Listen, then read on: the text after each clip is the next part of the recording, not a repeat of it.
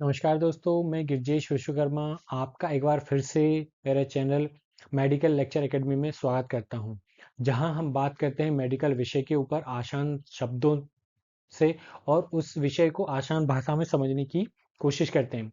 I Girjesh Vishwakarma welcome back in my channels medical lecture academy. Today's topic is ofloxacin. Let's start. Introduction of ofloxacin. Ofloxacin क्या है? It's a broad spectrum antibiotic. It is related to fluoroquinolone group, treats all type of bacteria but not effective for viral infection. Ofloxacin एक व्यापक spectrum antibiotic है जो कि सभी तरह के जीवाणुओं के ऊपर वर्क करती है, बट ये दवाई वायरल संक्रमण में प्रभावी नहीं है। Then why is ofloxacin important? Ofloxacin क्यों महत्वपूर्ण है? तो जैसा कि मैं पहले भी बोल चुका हूँ, बता चुका हूँ कि ये एक ब्रॉड स्पेक्ट्रम एंटीबायोटिक है, effective for many infections. That's why that's why ofloxacin used by the doctors on the patient. यह एक व्यापक प्रभावशाली एंटीबायोटिक है और जो कि ग्राम पॉजिटिव और ग्राम नेगेटिव दोनों टाइप के बैक्टीरिया के ऊपर वर्क करती है, इसलिए इस दवाई का यूज किया जाता है, इसलिए ऑफ्लॉक्सासिन इंपॉर्टेंट है। देन इसके अलावा कुछ और पॉइंट हैं, like fast action, good tissue penetration, quick action, commonly prescribed and availability of multiple dosage forms। ये वो सारे पॉइंट्स है जिनको हम कंसीडर करेंगे फॉर द इम्पोर्टेंस। ये दवाई तेजी से असर दिखाती है, शरीर के ऊतकों में और कोशिकाओं में अच्छी तरह से पहुंचती है, बहुत जल्दी असर दिखाती है और ऑलमोस्ट सभी डॉक्टरों के द्वारा ये दवाई दी जाती है और कॉम्बिनेशन फॉर्म में और प्लेन फॉर्म में ये दवाई अवेलेबल है, इस वजह से ये दवाई इंपॉर्टेंट है। Then most important mechanism of ofloxacin. Ofloxacin किस टाइप से वर्क करती है, तो इसको हम सबसे पहले 3 स्टेप में समझने की कोशिश करेंगे, जैसा कि आप यहाँ देख पा रहे हैं इन 3 स्टेप्स में। First step, inhibit DNA gyrase and topoisomers 2nd and 4. Then second step, stop DNA replications. Then leads bacterial death.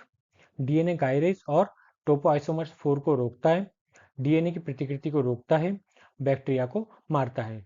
आप इस डायग्राम में इजीली ऑब्जर्व कर पा रहे होंगे इन रेड सेल, ये जो है ये हमारी टारगेट सेल है।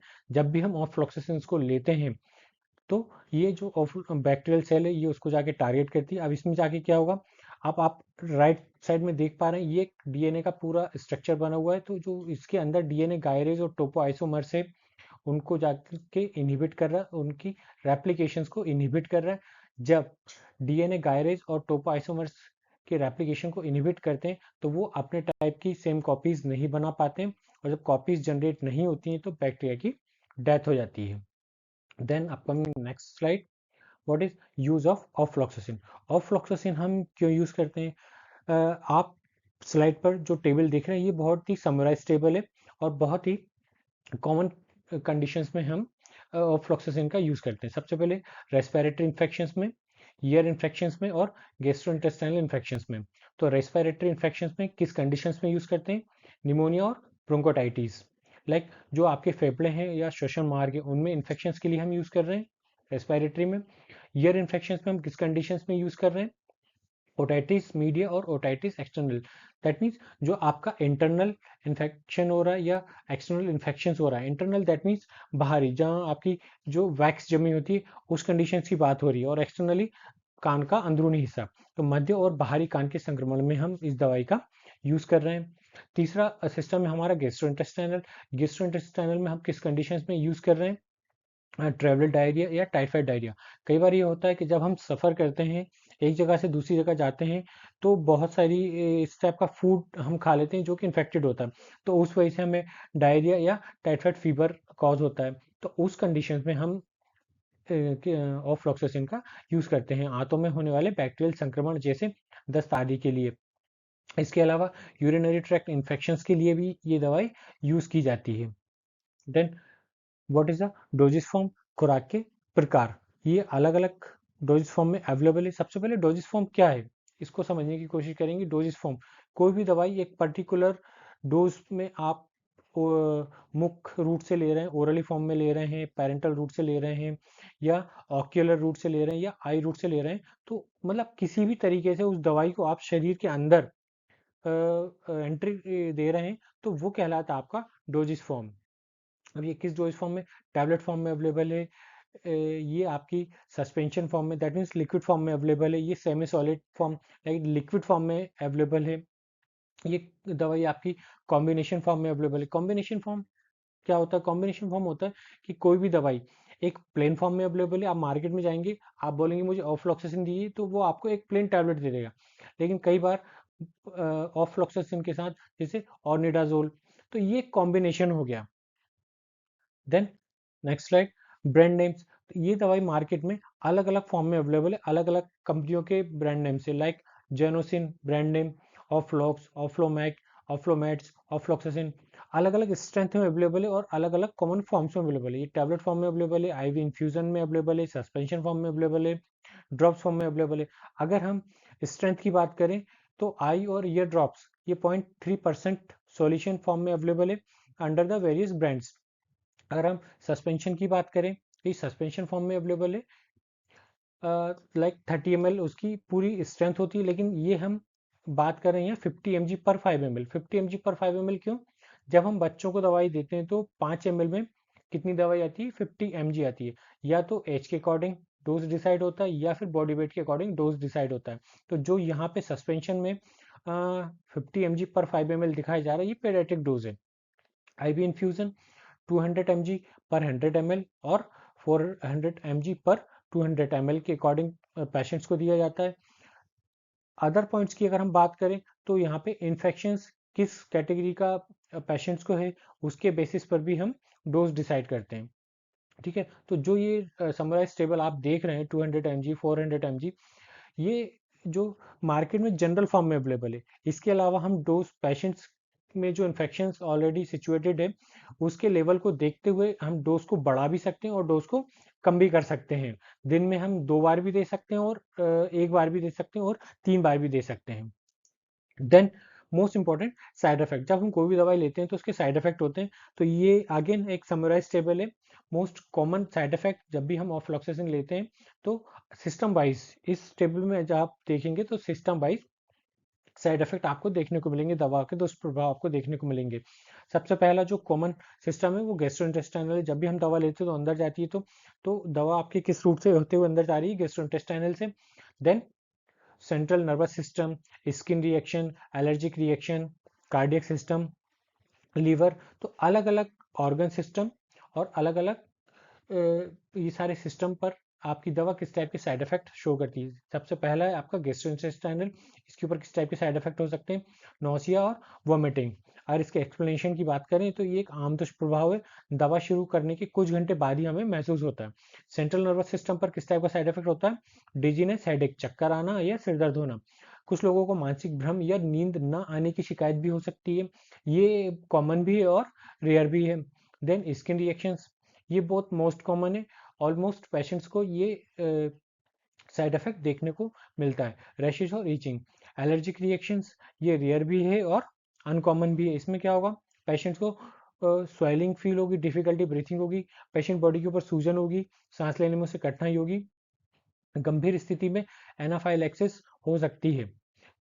देन कार्डियक, हृदय संबंधी इरेगुलर हार्ट बीट होती है, ये एक रेयर साइड इफेक्ट है। ये किस कंडीशंस में होता है? अगर पेशेंट्स पहले से ही दिल की बीमारी से ग्रसित है तो उस स्थिति में हमें ये ध्यान रखना होगा कि ये दवा हमें उसे नहीं देनी है। दुर्लभ है परंतु संभावित खतरनाक स्थिति है, विशेषकर पहले से हृदय रोगियों में। अब जनरली ये पेशेंट, अगर हम पेशेंट में ये दवा लॉन्ग टर्म तक यूज करते हैं तो उस कंडीशंस में क्या होगा? एलिवेटेड लीवर एंजाइम्स होंगे, लीवर एंजाइम्स जो है वो बढ़ जाएंगे। देन प्रिकॉशंस विथ पेशेंट्स, जब भी हम ये दवा पेशेंट्स को दे रहे हैं तो हमें ये ऑब्जर्व करना है कि पेशेंट्स क्विनिलोन ग्रुप से अगर एलर्जिक तो नहीं है, और एलर्जिक है तो हमें उसे क्विनिलोन ग्रुप्स की दवा, ऑफ्लोक्सासिन, प्रोफ्लोक्सासिन या कोई भी दवा जो उस ग्रुप से संबंधित है वो हमें नहीं देनी है, वो हमें अवॉइड करनी है। देन हमें पेशेंट्स की हिस्ट्री लेनी है, अगर वो किसी भी किडनी या लीवर डिसीज से इन्फेक्टेड है तो उस कंडीशंस में हमें ये दवा पेशेंट्स को नहीं देनी है। अगर लेडी है और वो खासतौर से प्रेग्नेंट है या ब्रेस्ट फीडिंग डिपेंडेंट है, तो उस कंडीशंस में हमें ये मेडिसिन उस वुमेन को प्रिस्क्राइब नहीं करनी है। Then interactions most important. जब भी हम ये दवा किसी पेशेंट्स को देते हैं तो हमें ये भी देखना होगा कि पेशेंट्स इस दवा के साथ साथ कोई दूसरी दवा पहले से तो नहीं ले रहा है। तो ये भी एक फोकस करने वाली बात है कि ये दवा किस किस कंडीशंस में इंट्रैक्शंस करती है। तो ये एक समराइज टेबल है, इसमें देखेंगे एंटासिड्स लाइक एल्यूमिनियम, मैग्नीशियम या फिर आयरन, जिंक सप्लीमेंट अगर पेशेंट ले रहा है तो उस कंडीशन में हमें ऑफ्लॉक्सासिन पेशेंट्स को नहीं देना है। क्यों? क्योंकि ये अगर एंटासिड के साथ यूज होगा तो जो उसका एब्जॉर्प्शन है वो डिक्रीज होगा। ठीक है, इसका एक्सप्लेनेशन क्या, ऑफ्लॉक्सासिन की प्रभावशीलता घट सकती है अगर ये साथ में ली जाती है। ऐसे सेम कंडीशंस आयरन और जिंक सप्लीमेंट के साथ है। उस कंडीशंस में भी क्या होगा, जो ऑफ्लॉक्सासिन का एब्जॉर्प्शन है वो नहीं होगा या बहुत डिले होगा, और अगर डिले होगा तो उसका साइड इफेक्ट क्या होगा कि दवा जो वो एब्जॉर्ब नहीं होगी और जो उसका एक्शन होगा वो भी डिले होगा। तो इस कंडीशंस में हमें ये जो इंट्रैक्शन है वो फोकस करना है। Then patient tips.